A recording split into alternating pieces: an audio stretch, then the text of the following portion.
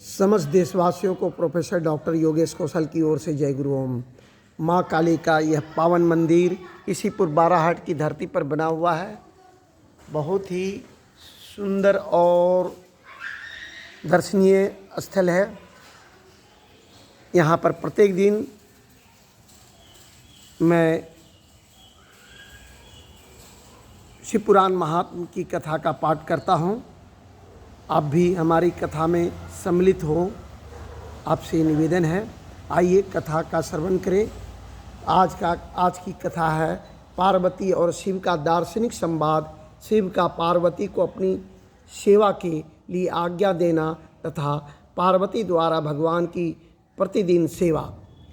भवानी ने कहा, योगिन, आपने तपस्वी होकर गिरिराज से यह क्या बात कह डाली? प्रभु, आप ज्ञान विशारद हैं, तो भी अपनी बात का उत्तर मुझसे सुनिए। शंभो, आप तप शक्ति से संपन्न होकर ही बड़ा भारी तप करते हैं। उस शक्ति के कारण ही आप महात्मा को तपस्या करने का विचार हुआ है। सभी कर्मों को करने की जो वह शक्ति है, उसे ही प्रकृति जानना चाहिए। प्रकृति से ही सबकी सृष्टि, पालन और संहार होते हैं। भगवान, आप कौन हैं और सूक्ष्म प्रकृति क्या है, इसका विचार कीजिए। प्रकृति के बिना लिंग रूपी महेश्वर कैसे हो सकते हैं? आप सदा प्राणियों के लिए जो अर्चनीय, वंदनीय और चिंतनीय हैं, वह प्रकृति के ही कारण है। इस बात को हृदय से विचार कर ही आपको जो कहना हो वह सब कहिए। ब्रह्मा जी कहते हैं, नारद, पार्वती जी के इस वचन को सुनकर महती लीला करने में लगे हुए प्रसन्नचित्त महेश्वर हंसते हुए बोले। महेश्वर ने कहा, मैं उत्कृष्ट तपस्या द्वारा ही प्रकृति का नाश करता हूँ और तत्वतः प्रकृति रहित शंभु के रूप में स्थित होता हूँ। अतः सत्पुरुषों को कभी यह कहीं प्रकृति का संग्रह नहीं करना चाहिए। लोकाचार से दूर एवं निर्विकार रहना चाहिए। नारद, जब शंभु ने लौकिक व्यवहार के अनुसार यह बात कही, तब काली मन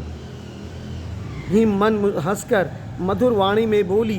काली ने कहा, कल्याणकारी प्रभु, योगिन, आपने जो बात कही है, क्या वह वाणी प्रकृति नहीं है? फिर आप उससे परे क्यों नहीं हो गए? क्यों प्रकृति का सहारा लेकर बोलने लगे? इन सब बातों को विचार करके तात्विक दृष्टि से जो यथार्थ बात हो उसी को कहना चाहिए। यह सब कुछ सदा प्रकृति से बंधा हुआ है, इसलिए आपको न तो बोलना चाहिए और न कुछ करना ही चाहिए, क्योंकि कहना और करना सब व्यवहार प्रकृति ही है। आप अपनी बुद्धि से इसको समझिए। आप जो कुछ सुनते, खाते, देखते और करते हैं, वह सब प्रकृति का ही कार्य है। झूठे वाद विवाद करना व्यर्थ है। प्रभु शंभु, यदि आप प्रकृति से परे हैं तो इस समय इस हेमवान पर्वत पर आप तपस्या किस लिए करते हैं? हर प्रकृति ने आपको निगल लिया है, अतः आप अपने स्वरूप को नहीं जानते। आप यदि अपने स्वरूप को जानते हैं तो किस लिए तप करते हैं? योगिन, मुझे आपके साथ वाद विवाद करने की क्या आवश्यकता है? प्रत्यक्ष प्रमाण उपलब्ध होने पर विद्वान पुरुष अनुमान प्रमाण को नहीं मानते। जो कुछ प्राणियों की इंद्रियों का विषय होता है, वह सब ज्ञानी पुरुषों को बुद्धि से विचार कर प्राकृत ही मानना चाहिए। योगीश्वर, बहुत कहने से क्या लाभ? मेरी उत्तम बात सुनिए। मैं प्रकृति हूँ और आप पुरुष हैं, यह सत्य है, इसमें संशय नहीं है। मेरे अनुग्रह से ही आप सगुण और साकार माने गए हैं। मेरे बिना जो आप निरीह हैं, मेरे बिना तो आप निरीह हैं, कुछ भी नहीं कर सकते हैं। आप जितेंद्रिय होने पर भी प्रकृति के अधीन हो सदा नाना प्रकार के कर्म करते रहते हैं, फिर निर्विकार कैसे हैं और मुझसे लिप्त कैसे नहीं? शंकर, यदि आप प्रकृति से परे हैं और यदि आपका यह कथन सत्य है, तो आपको मेरे समीप रहने पर भी डरना नहीं चाहिए। ब्रह्मा जी कहते हैं, पार्वती का यह सांख्य शास्त्र के अनुसार कहा हुआ वचन सुनकर भगवान शिव वेदांत मत में स्थित हो उनसे यूँ बोले। श्री शिव ने कहा, सुंदर भाषण करने वाली गिरिजे, यदि आप सांख्य मत को धारण करके ऐसी बात कहती हो तो प्रतिदिन मेरी सेवा करो, परंतु वह सेवा शास्त्र निषिद्ध नहीं होनी चाहिए। गिरिजा से कहा, ऐसा कहकर भक्तों पर अनुग्रह और उनका मनोरंजन करने वाले भगवान शिव हिमबान से बोले। शिव ने कहा, गिरिराज, मैं यहीं तुम्हारे अत्यंत रमणीय श्रेष्ठ शिखर की भूमि पर उत्तम तपस्या तथा अपने आनंदमय परमात्म स्वरूप का विचार करता हुआ विचारूंगा। पर्वतराज, आप मुझे यहाँ तपस्या करने की अनुमति दें। आपकी अनुज्ञा के बिना कोई तप नहीं किया जा सकता। देवादिदेव शूलधारी भगवान शिव का यह कथन सुनकर हिमबान ने उन्हें प्रणाम करके कहा, महादेव, देवता, असुर और मनुष्यों सहित संपूर्ण जगत तो आपका ही है। मैं तो तुच्छ होकर आपसे क्या कहूँ। ब्रह्मा जी कहते हैं, नारद, गिरिराज, हिमबान के ऐसा कहने पर लोक कल्याणकारी भगवान शंकर हंस पड़े और आदरपूर्वक उनसे बोले, अब तुम जाओ। शंकर की आज्ञा पाकर हिमबान अपने घर लौट गए। वे गिरिजा के साथ प्रतिदिन उनके दर्शन के लिए आते थे। काली अपने पिता के बिना भी दोनों सखियों के साथ नित्य शंकर जी के पास जाती और भक्तिपूर्वक उनकी सेवा में लगी रहती। नंदीश्वर आदि कोई भी गण उन्हें रोकता नहीं था। तात महेश्वर की आदेश से ही ऐसा होता था। प्रत्येक गण पवित्रता पूर्वक रहकर उनकी आज्ञा का पालन करता था। जो विचार करने से परस्पर अभिन्न सिद्ध होते हैं उन्हीं शिवा और शिव ने सांख्य और वेदांत मत में स्थित हो जो कल्याणदायक संवाद किया, वह सर्वदा सुख देने वाला है। वह संवाद मैंने यहाँ कह सुनाया।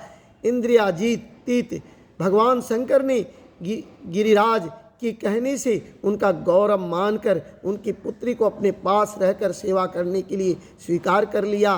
काली अपनी दो सखियों के साथ चंद्रशेखर महादेव जी के सेवा के लिए प्रतिदिन आती जाती रहती थी। वे भगवान शंकर के चरण धोकर उस शरणामृत का पान करती थी। आग से तपाकर शुद्ध किए हुए वस्त्र से अथवा गर्म जल से धोए हुए वस्त्र के द्वारा उनके शरीर का मार्जन करती, उसे मलती पोंछती थी। फिर 16 उपचारों से विधिवत हर की पूजा करके बारंबार उनके चरणों में प्रणाम करने के पश्चात प्रतिदिन पिता के घर लौट जाती रहीं। मुनि श्रेष्ठ, इस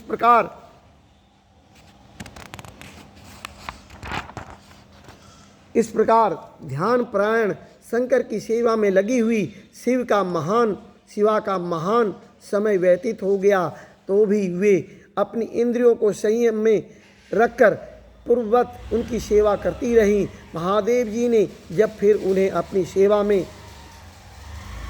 नित्य तत्पर देखा तब वे दया से द्रवित हो उठे और इस प्रकार विचार करने लगे, यह काली जब तपश्चर्या व्रत करेंगी और इसमें गर्व का बीज नहीं रह जाएगा, तभी मैं इसका पाणी ग्रहण करूँगा। ऐसा विचार करके महालीला करने वाले योगीश्वर भगवान भूतनाथ तत्काल ध्यान में स्थित हो गए। मुने परमात्मा शिव जब ध्यान में लग गए तब उनके हृदय में दूसरी कोई चिंता नहीं रह गई। काली प्रतिदिन महात्मा शिव के रूप का निरंतर चिंतन करती हुई उत्तम भक्ति भाव से उनकी सेवा में लगी रही। ध्यान परायण भगवान हर शुद्ध भाव से वहाँ रहती हुई काली को नित्य देखते थे, फिर भी पूर्व चिंता को भुलाकर उन्हें देखते हुए भी नहीं देखते थे। इसी बीच में इंद्र आदि देवताओं तथा मुनियों ने ब्रह्मा जी की आज्ञा से कामदेव को वहाँ आदरपूर्वक भेजा। वे काम की प्रेरणा से काली का रुद्र के साथ संयोग कराना चाहते थे। उनके ऐसा करने पर कारण यह था कि महापराक्रमी तारकासुर से वे बहुत पीड़ित थे और शंकर जी से किसी महान बलवान पुत्र की उत्पत्ति चाहते थे। कामदेव ने वहां पहुंचकर अपने सब उपायों का प्रयोग किया, परंतु महादेव जी के मन में तनिक भी क्षोभ नहीं हुआ, उल्टे उन्होंने कामदेव को जलाकर भस्म कर दिया।